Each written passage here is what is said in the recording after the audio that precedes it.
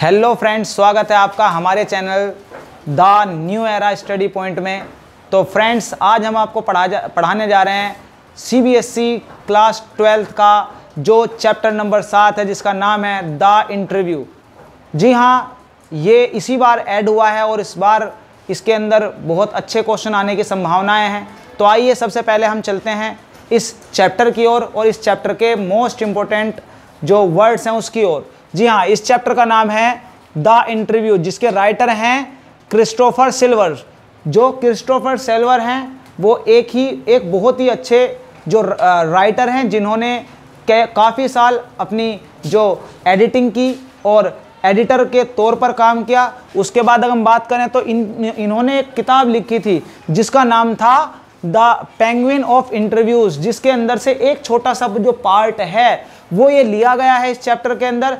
तो आइए अब हम चलते हैं इसके कुछ कीवर्ड्स की तरफ, जो आपके क्वेश्चन के आंसर को बहुत ही ज़्यादा इंप्रेसिव बनाने वाला है। जी हाँ, आइए सबसे पहले हम कीवर्ड्स की तरफ बात करते हैं। ये होता है रिपीटेडली का मतलब है किसी भी चीज़ को बार बार अगेन एंड अगेन चीज़ को करना रिपीटेडली कहलाता है। फिर उसके बाद है डिस्पाइसेस का मतलब है जिस चीज़ को हम नापसंद करते हैं, जो हम डिसलाइक करते हैं, उसको कहते हैं डिस्पाइसेस। उसके बाद होता है जो इंट्रूशन का मतलब है किसी चीज़ को घुसपैठ, किसी चीज़ के अंदर घुस जाना या दखलंदाजी करना, उसको हम जो इंट्रूशन कहते हैं। उसके बाद रिपेल का मतलब है दूर रखना किसी चीज़ से। उसके बाद एलिमिनेशन का मतलब है किसी चीज़ को बाहर निकाल देना या समाप्त कर देना। उसके बाद हाइपोथेसिस का मतलब होता है किसी चीज़ का अंदाज़ा लगाना। जैसे मान लो मैं कोई किताब लिख रहा हूँ तो मैं पहले हाइपोथेसिस करूंगा, सोचूंगा, समझूंगा और उसके बाद उस चीज़ को लिखना शुरू करूंगा। उसके बाद आगे आता है मिस्ट्री का मतलब होता है बहुत ही चीज़ रहस्यमय हो जाना। उसके बाद आइए अब हम चलते हैं इस चैप्टर के द इंटरव्यू के मोस्ट इंपोर्टेंट कैरेक्टर्स की ओर, जो आपके क्वेश्चन के आंसरों को आसान बना देता है, क्योंकि जितने भी क्वेश्चन आते हैं वो उसके कैरेक्टर के आधार पर ही आते हैं। तो आइए सबसे पहले हम आपको लेकर चलते हैं उनके मेन कैरेक्टर्स पर, जिसका नाम है सबसे पहले मुकुंद पद्मानंदन, उसका नाम है। उसके बाद ये मेन कैरेक्टर है जो एक एडिटर है और द हिंदू का जो एडिटर है, जो अम्बर्टो इको, जो दूसरे इसके मेन कैरेक्टर हैं, उनका इंटरव्यू लेने के लिए आता है, जो एक प्रोफेसर हैं, जो एक राइटर हैं। आगे हम इनके बारे में पढ़ेंगे। दूसरा अगर हम बात करें अम्बर्टो इको, जिसका इंटरव्यू लिया जा रहा है वो जो अम्बर्टो इको है, और जो इंटरव्यू ले रहा है उसका नाम है मुकुंद पद्मानंदन। उसके बाद आगे एनएस नायपाल, जिसके बारे में हम आगे बात करेंगे। उसके बाद लुइस कैरोल और Rudyard Kipling was a great writer who has wrote Jungle Book आपने सुना होगा, जिसका जो मेन कैरेक्टर है वो है मोगली की कहानी सुनी होगी। वो जो राइटर है मोगली की जो कहानी है जंगल बुक, उसके जो राइटर हैं वो यही हैं जो वर्ल्ड वाइड फेमस है। इसके बाद आगे हम अपने चैप्टर की तरफ लेकर चलते हैं। तो दोस्तों, फ्रेंड्स, ये जो चैप्टर है दो पार्टों में डिवाइड है। एक तरफ तो इसके अंदर जो इंटरव्यू है उसके बारे में अलग अलग एक्सेप्ट्स या हम कहें अलग अलग एस्पेक्ट्स या अलग अलग थॉट्स ये दिखाई गई हैं। दूसरी तरफ अम्बर्टो इको जो है उनका इंटरव्यू ले रहा है मुकुंद, और उसके बारे में बताया गया है। इससे पहले यहाँ जो राइटर है वो बता रहा है जो इंटरव्यू का जो इतिहास है वो 130 साल, यानी 130 साल पुराना इतिहास है इसका, और तभी से लिया जा रहा है। आखिरकार जो इंटरव्यू है वो आपने कभी ना कभी पढ़ा होगा, सुना होगा या देखा होगा कि बड़े बड़े सेलिब्रिटीज़ होते हैं, बड़े बड़े फुटबॉलर होते हैं, प्लेयर होते हैं, एक्टर एक्ट्रेस होते हैं, या लीडर्स होते हैं, या बड़े बड़े नेता होते हैं। ये सभी कभी ना कभी इंटरव्यू देते हुए दिखे होंगे और आपने इनका इंटरव्यू पढ़ा होगा। क्यों? क्योंकि हम जो चीज़ इनसे नहीं पूछ सकते या हम जो चीज़ इनके बारे में जानना चाहते हैं, वो चीज़ हमारी ओर से जो इंटरव्यू लेने वाले हैं, एडिटर हैं या जो मीडिया वाले जो लोग हैं, वो उनसे क्वेश्चन पूछते हैं, और क्वेश्चन पूछने के बाद उनके थ्रू हमें उनकी चीज़ों के बारे में, उनकी लाइफ के बारे में पता चलता है। आप जानते हैं कभी ना कभी हम जो इंटरव्यू देखते हैं तो हमें उसके बारे में ज़्यादा जानकारी मिलती है, लेकिन कई बार उनसे ऐसे पर्सनली क्वेश्चन पूछ लिए जाते हैं जिससे थोड़ा सा जहन जाते हैं, और इसकी वजह से ये उनकी पर्सनल लाइफ में भी इंटरफेयर करते हैं। तो यहाँ इंटरव्यू के बारे में, इसी इंटरव्यू के बारे में जो कुछ नेगेटिव पॉइंट्स हैं तो कुछ पॉजिटिव पॉइंट्स हैं। सबसे पहले यहाँ से क्वेश्चन आ जाता है, what are the negative and positive views about the interview, कि इंटरव्यू के बारे में नकारात्मक और जो सकारात्मक विचारधाराएं हैं वो क्या हैं। तो पहले हम पॉजिटिव व्यूज के बारे में बात करें तो इससे हमें मोटिवेशन मिलता है कि जो सक्सेस लोग हैं वो किस तरह से उन्होंने स्ट्रगल करके सक्सेस हुए हैं, उनसे हमें मोटिवेशन मिलता है। उनकी पर्सनल लाइफ के बारे में जो हम कभी जान नहीं सकते, जो जिन्हें हमने कभी सुना भी नहीं, उनके बारे में हमें ये पता चलता है, उनके पर्सनल लाइफ के बारे में पता चलता है, वो क्या क्या काम करते हैं, किस किस तरह से अपना जीवन जीते, उन चीज़ों के बारे में हमें पता चलता है। उससे हमें बहुत ज़्यादा एजुकेशन मिलता है, जानकारी मिलती है, नॉलेज मिलती है। तो ये जो चीज़ें हैं ये चीज़ें हमें इंटरव्यू के द्वारा पता चलती हैं। उसके बाद अगर हम नेगेटिव पॉइंट की बात करें तो नेगेटिव पॉइंट में यहाँ बहुत सारे जो राइटर हैं, जो बहुत सारे जो थिंकर हैं, वो इसको नेगेटिविटी में सोचते हैं। जैसे हम बात करते हैं सबसे पहले जो नेगेटिव थिंकर है VS नायपॉल हैं, वो क्या मानते हैं इस इंटरव्यू के बारे में, क्योंकि वहाँ कई बार क्वेश्चन आता है कि NS जो नायपॉल थे उन्होंने उनके विचारधारा क्या थी, उनकी थॉट क्या थी इंटरव्यू के बारे में, या हम कहें लुइस कैरोलिन की जो विचारधारा थी वो क्या है, या हम बात करें रुडयार्ड किपलिंग की विचारधाराएं क्या थी। तो ये सभी नेगेटिव थिंकर हैं और जो मानते हैं कि सबसे पहले NS जो नायपॉल है वो कहते हैं लोस्ट पार्ट देमसेल्फ, की ये जो इंटरव्यू है हमारे यहाँ से, हमारे पास से, हमारे अंदर से कुछ चीज़ खो जाता है अगर हम इंटरव्यू दे देते हैं। उसके बाद वाउंडेड का मतलब ये हमें घायल कर देता है। NS नायपॉल सोचते हैं कि ये हमें क्या कर देता है, इंटरव्यू घायल कर देता है। उसके बाद ये दूसरे हैं जिसका नाम है लुइस कैरोल, वो क्या मानते हैं, उनकी विचारधारा है कि इंटरव्यू इज हॉरर। इंटरव्यू क्या है, एक डर है, एक हॉरर है, एक डरावनी चीज़ है हमारे लिए। उसके बाद ये मानते हैं डोंट लाइक इंटरव्यूड, वो इंटरव्यू लेना या इंटरव्यू देना बिल्कुल भी पसंद नहीं करते हैं। उसके बाद आगे ये कहते हैं फार फ्रॉम द ऑटोग्राफ्स, जो आप जानते हैं बड़े बड़े सेलिब्रिटीज उनके ऑटोग्राफ लेने के लिए बहुत सारी भीड़ इकट्ठा की जाती है, लेकिन जो ये कैरोल है वो अपने आप को इन चीज़ों से दूर रखते हैं। उसके बाद हम आते हैं रुडयार्ड किपलिंग, और रुडयार्ड किपलिंग के जो इंटरव्यू लेने के लिए दो लोग आए थे, और जब वो आए थे तो वो थोड़ा सा असहज महसूस कर रहे थे रुडयार्ड किपलिंग। तो इसके बारे में उनकी जो पत्नी है जिसका नाम है कैरोलिन, वो ये क्या बताती हैं, वो कहती हैं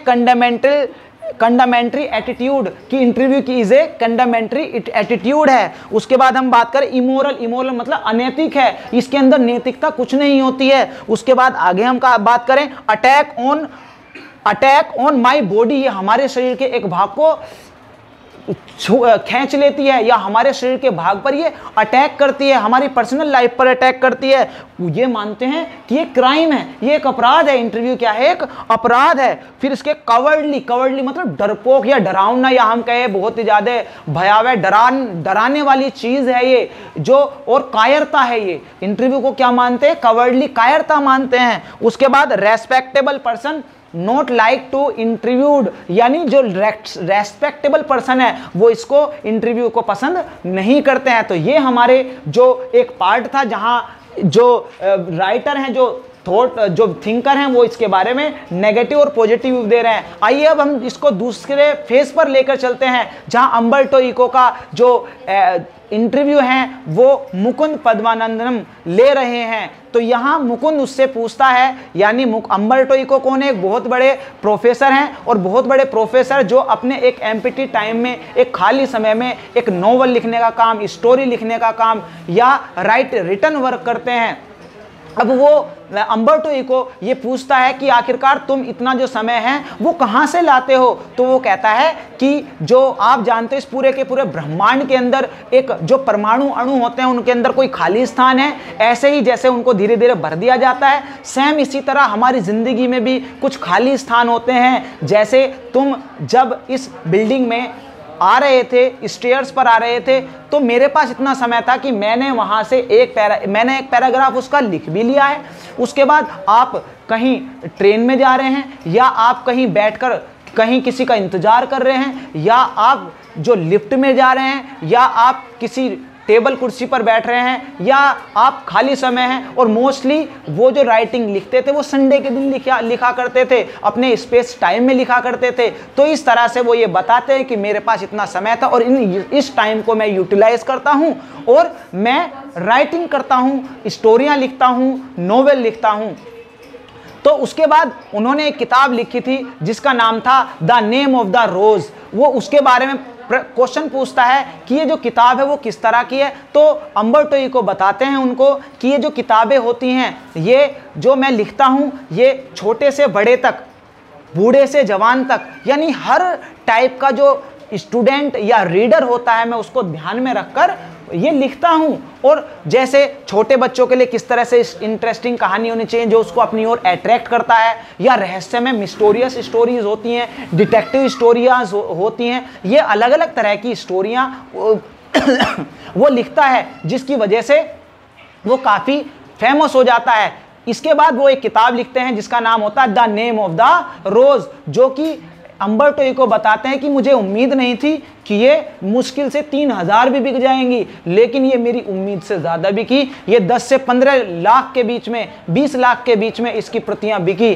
तो अम्बर्टो इको से जो लड़का है जिसका नाम है मुकुंद, वो पूछता है कि अच्छा ये बताइए कि ये इतनी फेमस क्यों हुई। तो उन्होंने कहा किसी भी चीज़ को लिखने के लिए अकॉर्डिंग टू टाइम होना बहुत ज़रूरी है। अगर ये किताब जो मैंने लिखी है द नेम ऑफ द रोज, अगर मैं 10 साल पहले इसको ये छपवाता या 10 साल के बाद ये किताब छपती तो may be it would not be so famous. यह इतनी प्रसिद्ध नहीं होती, इसे इतनी सक्सेस नहीं मिलती। तो वो इसके बारे में बताते हैं। साथ में ही वो अपने एक फ्रेंड्स के बारे में बात करते हैं जिनकी इच्छा होती है कि वो स्टोरी राइटर थे, स्टोरी राइटिंग भी करें और नोवेल भी लिखें और कई कई चीज़ों को ये लिखना शुरू करें, लेकिन उनके अंदर वो कैपेबिलिटी शायद नहीं थी और वो इसी चीज़ के इच्छा के साथ ही दम तोड़ जाते और मर जाते हैं। इसके बाद जब मुकुंद उनसे पूछता है कि लोग तुम अपने आप को कैसे क्या सोचते हो कि तुम अपने आप को प्रोफेसर एज ए एजुकेशनिस्ट पहले महसूस करते हो, मानते हो, या फिर एज ए नोवेलिस्ट या राइटर मानते हो। तो जो हमारे अम्बर्टो इको हैं वो कहते हैं कि I am not a novelist, I am not a writer, but I am a professor first, I am a academic first, because I touched with education very first then writer. क्यों? क्योंकि वो कहता है कि मैंने केवल स्पेस टाइम का utilise करके ही जो बुक्स लिखी हैं और अपनी नोवेल लिखी हैं, बाकी मैं अपने आप को एजुकेशन से जुड़ा हुआ, शिक्षा से जुड़ा हुआ और एक प्रोफेसर से जुड़ा हुआ महसूस करता हूँ। तो फ्रेंड्स, इसके बाद हम इसके कुछ मोस्ट इंपोर्टेंट क्वेश्चन जैसे कि मैंने इसके अंदर डिस्कस भी किए हैं कि इसके अंदर what Umberto Eco think himself a novelist first or educationist first? What are the negative and positive views on the interview? Negative और पॉजिटिव व्यू क्या थे? उसके बाद इसका what was the reason that the name of the rose become so much famous, कितनी ज़्यादा famous हुई, इसके पीछे कारण क्या थे? तो ये कुछ मोस्ट इंपोर्टेंट इसके क्वेश्चन है जो बार बार यही क्वेश्चन रिपीट होते हैं। तो फ्रेंड्स, कैसा लगा हमारा ये आज का लेक्चर आपको?